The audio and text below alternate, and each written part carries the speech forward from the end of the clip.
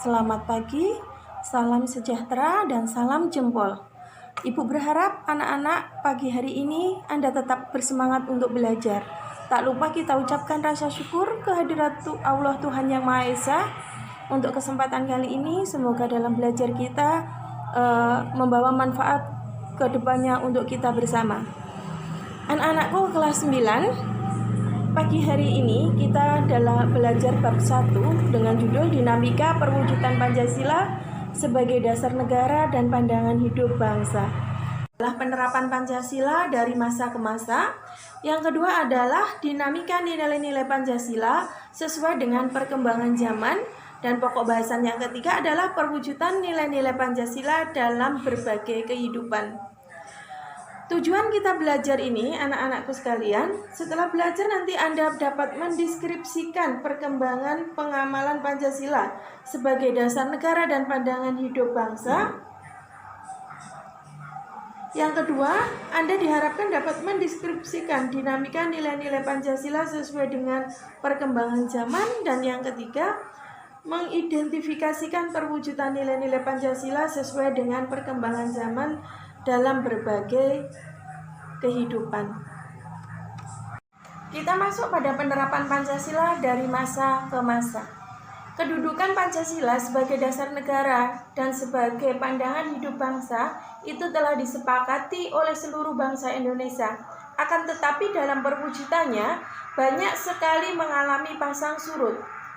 Berikut akan kita bahas penerapan Pancasila pada masa awal kemerdekaan, pada masa Orde Lama, pada masa Orde Baru, dan masa reformasi.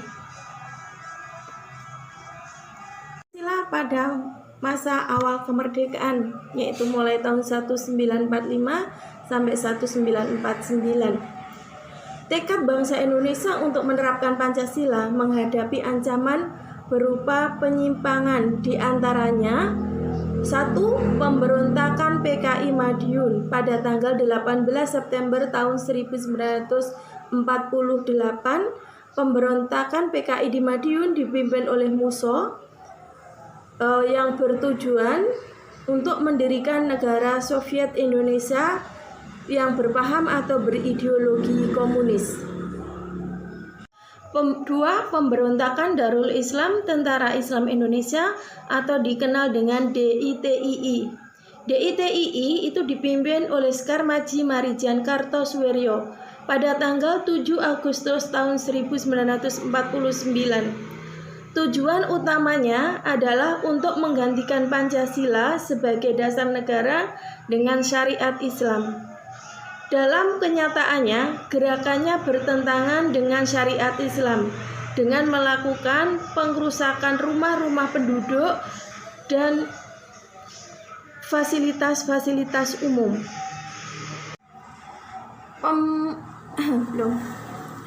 Penyimpangan yang ketiga, pemberontakan Republik Maluku Selatan atau dikenal dengan RMS. RMS itu didirikan oleh Christian Robert Stephen Somookil atau dikenal dengan Somookil pada tanggal 25 April pada tahun 1950. Tujuan dari RMS adalah membentuk negara sendiri dengan wilayah meliputi Maluku Selatan, yaitu Seram, Ambon, dan Huru. Yang keempat, Pemerintahan Revolusioner Republik Indonesia (PRRI) atau Perjuangan Rakyat Semesta atau Permesta. PRRI Permesta dipimpin oleh Sarifuddin Prawiro Negoro dan Vincent Somual. Pada tahun 1957 sampai 1958 di Sumatera dan Sulawesi. Gerakan ini merupakan bentuk koreksi terhadap pemerintahan pusat yang dianggap telah melanggar undang-undang, sehingga menimbulkan ketidakadilan dalam pembangunan. 5. Angkatan Perang Ratu Adil (APRA) merupakan milisi yang didirikan oleh Kapten Kenil Raymond Westerling pada tanggal 15 Januari tahun 1949. Westerling memandang dirinya sebagai sang Ratu Adil yang diramalkan akan memberikan rakyat Indonesia yang akan membebaskan rakyat Indonesia dari tirani. Westerling bersekongkol dengan Sultan Hamid II berusaha untuk mempertahankan negara federasi yang dibentuk oleh Belanda melawan NKRI yang dipimpin oleh Soekarno-Hatta.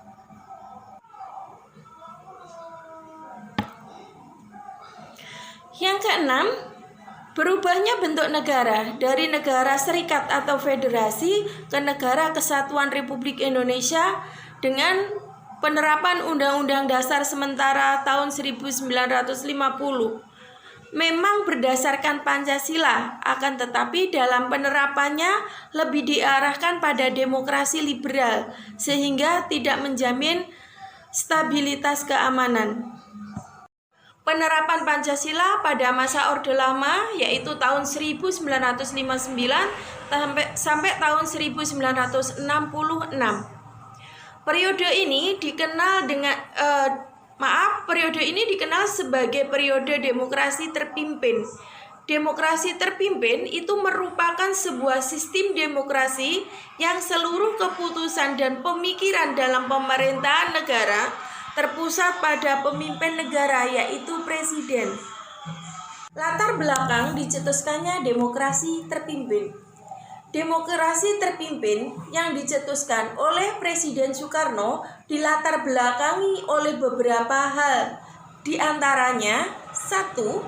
Banyaknya gerakan separatis yang menyebabkan ketidakstabilan nasional. 2. Tersendatnya pembangunan ekonomi karena sering terjadinya pergantian kabinet. Dan yang ketiga, kegagalan dari Badan Konstituante dalam menjalankan fungsinya untuk menyusun Undang-Undang Dasar yang baru.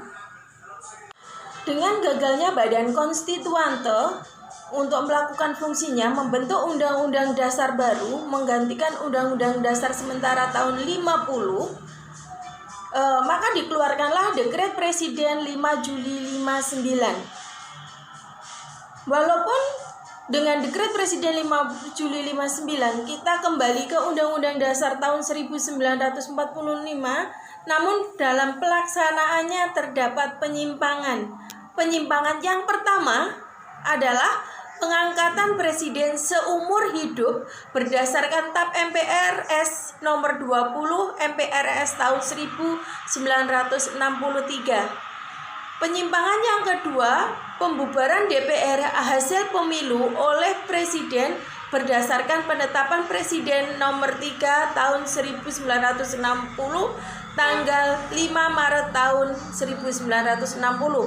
Yang ketiga, pembentukan MPRS yang beranggotakan anggota DPR GR, utusan daerah, utusan golongan oleh presiden.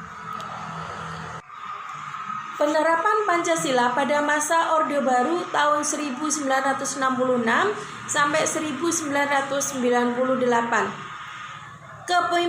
Kepemimpinan Soekarno dengan demokrasi terpimpinnya akhirnya berakhir dengan ketetapan MPRS nomor 9 MPRS tahun 1966 pada tanggal 20 Februari tahun 1967 menegaskan penyerahan kekuasaan pemerintahan kepada Jenderal Soeharto.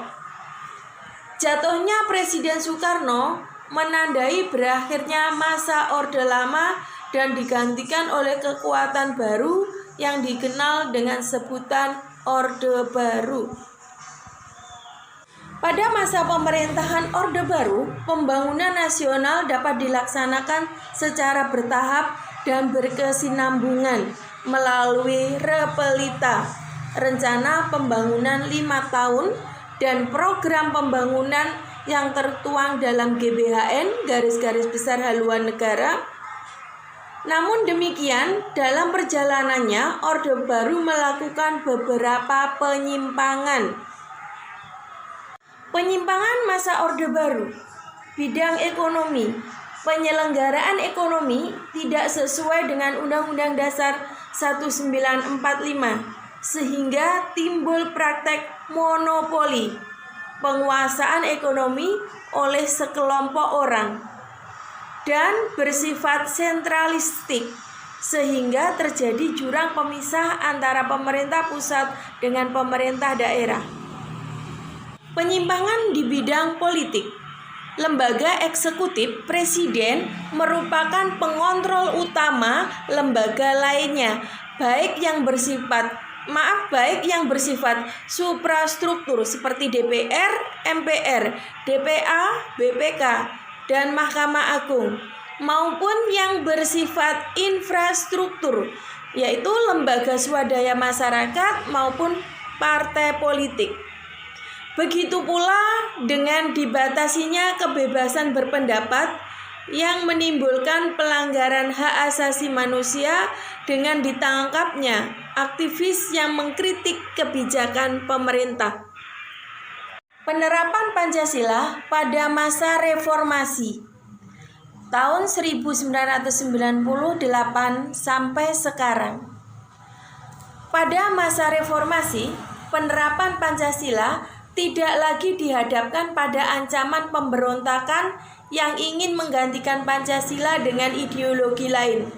Akan tetapi lebih dihadapkan pada kondisi masyarakat yang serba bebas, mulai dari kebebasan berpendapat, berekspresi, berorganisasi, dan sebagainya.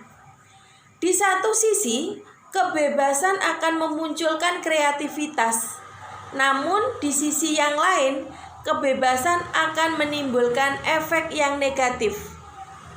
Dampak negatif kebebasan yang tidak sesuai dengan Pancasila. Yang pertama, pola komunikasi yang tidak beretika, seperti berita bohong atau hoax. Yang kedua, budaya permisif atau serba boleh, seperti pergaulan bebas. Yang ketiga, peredaran narkoba dan miras. Yang keempat, aksi anarkisme dan vandalisme. Yang kelima, westernisasi atau pola hidup kebarat-baratan. Anakku, kewaspadaan dan kesiapan harus kita tingkatkan untuk menanggulangi penyusupan ideologi lain yang tidak sesuai dengan Pancasila. Untuk mewujudkan cita-cita bangsa Indonesia, masyarakat yang adil dan makmur berdasarkan Pancasila dan Undang-Undang Dasar 1945, maka diperlukan komitmen bersama seluruh rakyat Indonesia untuk mempertahankan serta melestarikan nilai-nilai Pancasila dalam kehidupan sehari-hari dan di segala aspek kehidupan. Ingat 3M: mempelajari, menghayati, dan mengamalkan Pancasila. Untuk tugas Anda, pelajari buku paket yang Anda miliki, halaman 12-13, silakan dibaca dan dijawab pertanyaannya.